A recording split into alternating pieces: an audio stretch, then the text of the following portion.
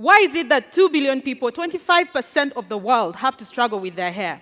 For millions of black mothers, every morning is a battle. Kids dread the combing, and by age 5, they develop hair trauma. When African kids go to school, they're forced to cut off their hair. And as adults, we are told that straight hair is more professional. So we resort to toxic chemical relaxers because there are no accessible alternatives. Africa blessed us with Afro hair and richly melanized skin and the resources to take care of it. Hi, I'm Maxima Nsimenta, co-founder of Livara. We make safe, natural, amazing hair care products and services for people of color, powered by Shea butter, Africa's own resource. And we work directly with Shea farmers to protect that resource. Without Livara, trees are cut down, farmers are underpaid, and big buyers and consumers are underserved. Livara is a vertically integrated business offering multiple channels of value creation for us and other businesses. We have digitized farmers, increased their income, and protected 2 million shea trees. Our family-friendly salons, our products are retailed in our family-friendly salons and distributed in supermarkets and small retail stores across the world. We have grown 100 times, from $7,000 in 2016 to over $850,000 in 2024. We have impacted and empowered 54,000 farmers. We have transformed the lives of 38 refugees, and all this while remaining impactful with the communities. Sorry about that. Our business is impactful, scalable, and profitable because of this stellar team, very driven people. And we have just scratched the surface. Shea butter is 7% of the global beauty industry, natural industry, and 0.4% of the global beauty industry. Why is this? Shelf spaces are limited, supply chains are broken, and African-made solutions are underrepresented. Livara is fixing this, bridging the gap with African excellence. In 5 years, we will be in 20 cities across 4 continents. We will protect 20 million shea trees, impact 10 million lives, and make $250 million of revenue annually. But this is more than business to me. This is my daughter, Zula. Just like other children, I want her to be proud of her hair, her skin, where she comes from. I want her to be proud of her mama, who built Livara. Livara is a movement empowering communities, transforming generations, and saving Africa's natural resources. And that's why we're Africa's business hero.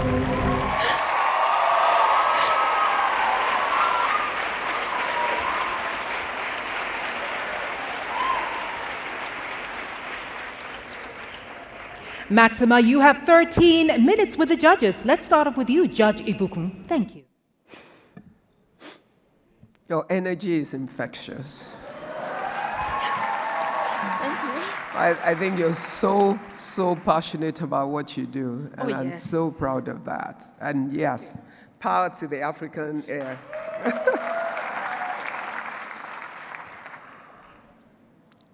Now, I see that a lot of work has been done. I see that you've created your own salons to be able to give testing ground for your products so people can experience it and also buy it. So that serves as a selling point for you as well. I see that your goal is not just to sell in your country, but to be able to move across the world. So tell me what your plan is for that expansion vision that you have. My expansion revolves around the farmers. I'm very passionate about them growing in as much as my business is growing. We make a lot of revenue. Our margins are huge, 500%, 1,000%. For the last 5 years, we have intentionally invested this money in improving the supply chain. How can we digitally map the farmers, the trees, and give them a credible pocket to make them bankable? Because bankers don't want to work with them, they're too poor. That's where the Coney wars were. They assume that these farmers don't have enough money to give them, so they leave them. Yet they're the food basket of our people. So we are building technology to map out the farmers, give them credibility to access revenue, give them another source of revenue besides the shea tree, because they cut it down if they don't get money from it immediately.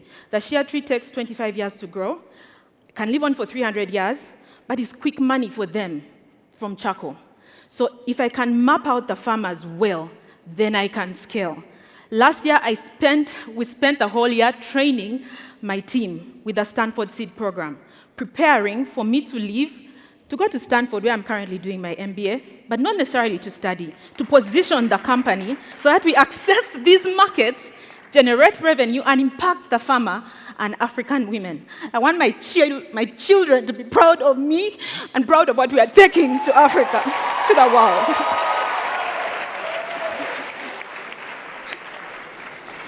No apologies for your tears, so don't. It just shows your passion. Okay? All right. I know that you're working with the farmers, and I see that your margin is high. So I'd like to know the distribution or the equitable nature of the distribution of value that is created jointly between you and the farmers in one sense. And I have one specific question.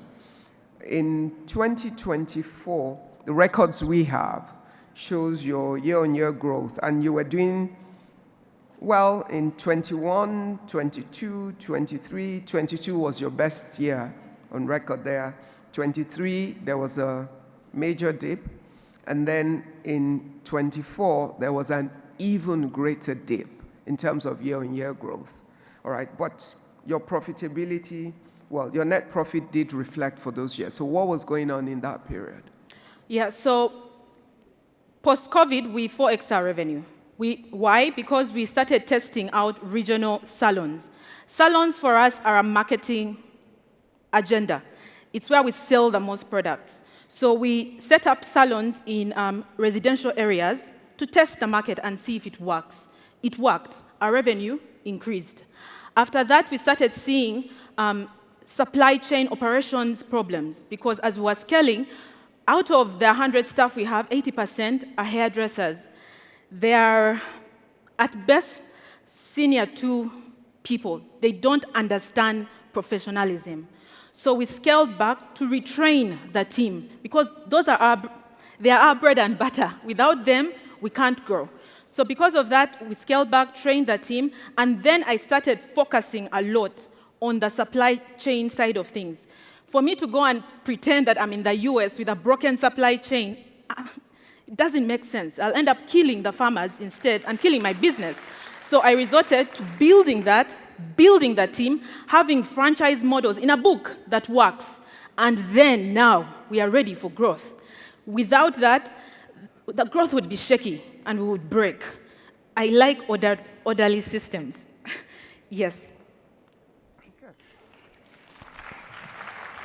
Thank you. Thank you. Thank you very much, Maxima. I relate to the problem. I am a mother of girls. I also struggle to have my hair look corporate on a daily basis. So thank you for solving this problem for many women in Africa. Now, Uganda is next door. Oh, yeah. It's the first time I hear about this brand, and I'm actually a good client, because I'm telling you, I'm a mother of girls. Yes. So, and I know so many brands that are selling, these hair products based on shea butter. So I want to understand your marketing strategy and how does your brand stand out, because we have a multitude of brands when it comes to skincare or hair products, etc. Let me take a simple poll. How many people here have heard of Livara? Scream. Some, right? We may be next door, but our process, we have grown with very limited marketing and distribution because we want to understand the products. When you look at the product, they are 100% natural. You apply the butter, it melts on your hand. You leave it in the sun, it melts. We tried to go to the US, got registered on Amazon and Walmart. The packaging is amazing for Uganda, but it's terrible for the US. The products were leaking, pouring out. So we had to pull back, re-engineer, And now with the ABH money, we will pay for rebranding and scale out. So our model and also our growth has been word of mouth. Our growth has been mainly word of mouth. When customers come, they recommend others. That 100% growth is testament that the products work. But are we ready for growth? Supply chain matters a lot. Impact on the farmer and also on other Africans joining together, because I don't want to leave them behind and grow without managing that. So that has been my model. Yes, we shall franchise the salons. It's a very easy to market business. When someone invests 100,000 in Livara, your return on investment will be achieved in 4 years. When you put the same money in a treasury bill, 11% interest, it will take you 10 years. Doesn't make sense. Having a Livara franchise is more profitable than keeping your money in the treasury bill, as a treasury bill. Yeah, so the model works, but are we able to sustain it with the right team and the right business owners for it? Rwanda is on our plan, but not very urgent because we need real bigger metropolitan cities because we've done the numbers before. We've tried franchising in Mbarara. The franchise failed because the market was small and the mentality of the people to go to the salons was limited. But we had kids as markets. In Kampala and Nairobi, where we have a small franchise, business booms because people can put it on the schedule to go to the salon. So again, we're looking at those mindsets. For those other people, we can ship the products. I mean, my colleagues who have logistics companies will be good clients to work with. So yes, that's my model. Thank you. Thank you very much, Maxime. I think Fred does not have hair. Maybe I don't know if he has a question. That's my first problem with your product. It's not, you don't make something for me, huh? No, we have products for the skin as well. And you have children, you have maybe parents, aunties. It's not just for you. Empower people. Yeah. We empower communities. Yeah, we transform generations.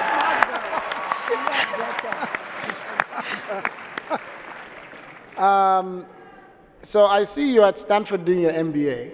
Yes. I also did my MBA at Stanford. Change lives, change organizations, change the world. That's right, that's right. Now, I see you did the Stanford Seed program before then. So my question for you is, why are you still studying? And I know how difficult it is to do the MBA. It takes all your time. You know, the first year, you're in your first year, right? Yes. It's very intense. Yes. So how are you managing this business when you have a full-time program, which I know how rigorous it is? And what are you learning about leadership? And just tell me how you're going to make this work over the next 2 years. You see this team? Some are in the crowd. They came. The Stanford Seed program was to build the team. They're running the business without me. It has not failed. We are not less profitable. And our revenue is growing. I went to Stanford, not necessarily to study, but I'm benefiting from the class, but to simply position myself, get cheaper revenue, and access those markets because our market for shea butter is in North America, Europe, and China. By remaining here, I would have been faced with so many middlemen. I was already frustrated by that. And because I'm hardworking and resilient, Stanford accepted me. So let me use their market and get access to that market. We're taking African excellence to the world. That's why I'm at Stanford, to access the markets. So how are you splitting your time right now? I spend my time studying. Whenever we do things in class, I involve my team. I spend about 4 hours per week working with them, reviewing payments, reports, but I don't want to interfere in their learning and their growth as well. So I'm betting on them to manage the business here. I am setting up a team to grow the business over there. The other thing I'd like to emphasize, this technology that we are building to map out the farmers, I could not have done it here. So I'm leveraging the Stanford resources and networks to build this better, faster, and more efficiently. So for me, how do we get their money back? Here. Yes. What is your Pan-African growth plan?